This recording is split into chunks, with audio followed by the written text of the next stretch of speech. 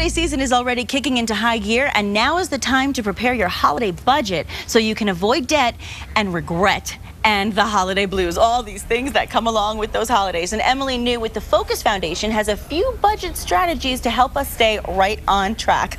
Good luck with that. This is going to be a challenge right here. Now, there are 3 big holidays coming up already. I mean, we're already looking forward to Christmas and Thanksgiving and New Year's and everything. So what are the necessary, first of all, good morning. Good morning. But let me ask you this, what are the necessary steps that we can take to calculate all of these holiday expenses that get to us that magic number that we need to reach? You know what I mean? The magic number is going to be different for everybody. Okay. Your magic number is going to be a little different than my magic number. Okay. But the bottom line is you have to have a magic number, right? What's the total number for Halloween, Thanksgiving, and Christmas? Okay. So let's decide that first. And that's the total number. Total means total. That's the total number. Not like total plus a few? Total means total. Okay. So whatever your total number is, decide on that and be solid with it and don't deviate. So you basically say, okay, for this holiday, this is how much I need, and then you just add it up, and that's your magic number officially. Exactly. For example, maybe your Halloween total is going to be, I don't know, $100. That's your costume and the candy for the kids. Okay. Whatever. So your Halloween total is $100. When it comes to Thanksgiving, your total for food, I don't know, $200, $300 if you're having family and friends come over. Okay. And then whatever left you want to spend for Christmas and the holiday season. So total there and break it down by individual holidays. Okay, well, so let's say we set this budget now. Can we tweak it a little bit? You can tweak it a little bit. That's okay. Tweaking it a little bit, realize that some might be a little bit higher, a little bit lower, but you definitely don't want to double this, okay? We're not going to want to go over 2 or 3 times as much because come January, you're going to be in a horrible financial situation. You don't want to be in that pickle. Well, what's the best way to track the spending that we do then? Well, you have to track it. That's exactly right. Okay. You have to keep track of it. You have to keep the receipts. You have to write it down, put it on an app in your phone, whatever way is the easiest for you. So track it in some way.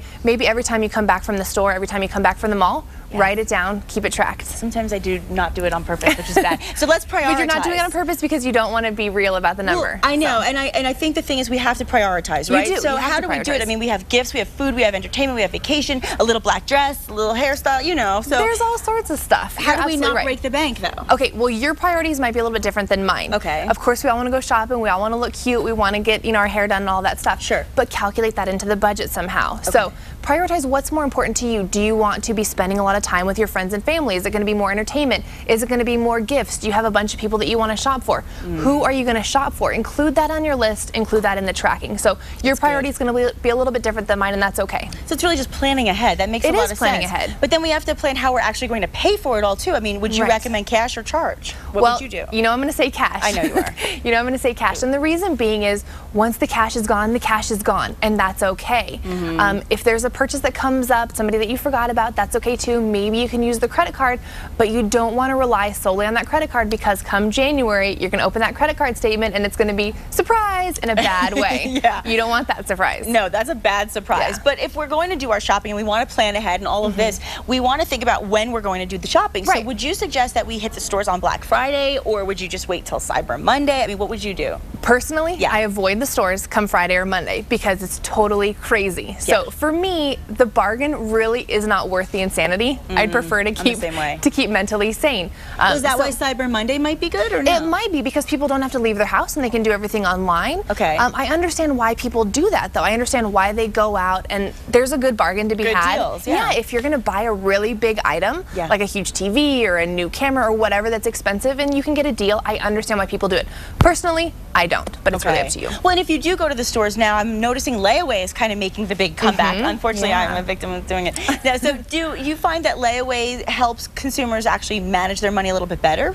Well, it could. It really depends on you. Layaway could be that really great in-between cash and credit card option. Okay. It could be kind of a combination of the two. However, you want to make sure that the store that you're going to, that you're doing the layaway purchase from, isn't going to charge you interest, and they're not going to charge you a fee for doing this layaway purchase. So you got to find out the details from the store first. Okay, so that's a good option then. If there is no interest, then like you said, it's right between. You're not dealing with credit card interest rates and things like that. So, okay, so now let's talk about the temptation issue, because that is a big problem I know personally. So how do we resist the temptation to save 10% on the purchase? You go to that counter and they say, would you like to open a credit card account with us? You'll save 10% on your purchase today. Okay, well, if your purchase is small, really that 10% is not going to do a whole lot for you. Not really. So I would say resist the urge if it's a small purchase.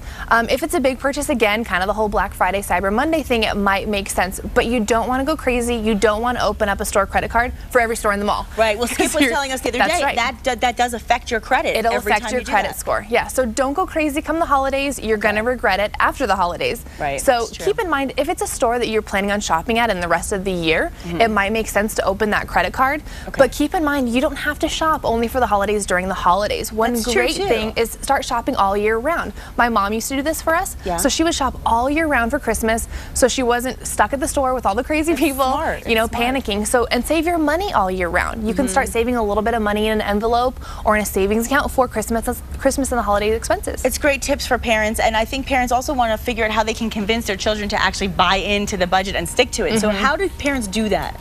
Well, incorporating the budget with your kids at a young age is a great idea. You don't have to wait till they're 10, 15, 16, 18, whatever. The sooner you start with them, the better off they're going to be, the better off you're going to be. Explain to them there's only so much money for the holiday season. We're going to try to be good stewards of our money. We're going to manage it wisely.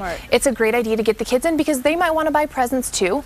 So they can understand there's so much money, and once the money's gone, it's gone. And it's good to give them that reality perspective at a young age, because then they'll be able to manage their money better as they continue to grow up. And there are some gift alternatives as well. There are. So what would they be? My personal favorite gift alternative is to bake for people. I love doing that. Food makes me excited, and I love giving it to people. Cookies in like a jar with a bow. Cakes. I love all of that stuff. So that's a great way to do it inexpensively. Also, gift exchange. I love that because then if you have a group of friends together, you just give a present to one person. You get one really good present instead of a bunch of little ones. It's worth it. It's absolutely worth it. And Emilee, you and of course your colleague Skip Cowan, who was just here the other day, created a unique online personal finance program, and that addresses a laundry list of financial questions. So tell our viewers where they can go to get more advice. You can find us at focusonthefuture.tv with email, or just www.focus.tv. We have all sorts of important issues, especially credit, as Skip was talking about, so please visit our site there. Fantastic. Emilee, thank you. Great advice. I really need to take.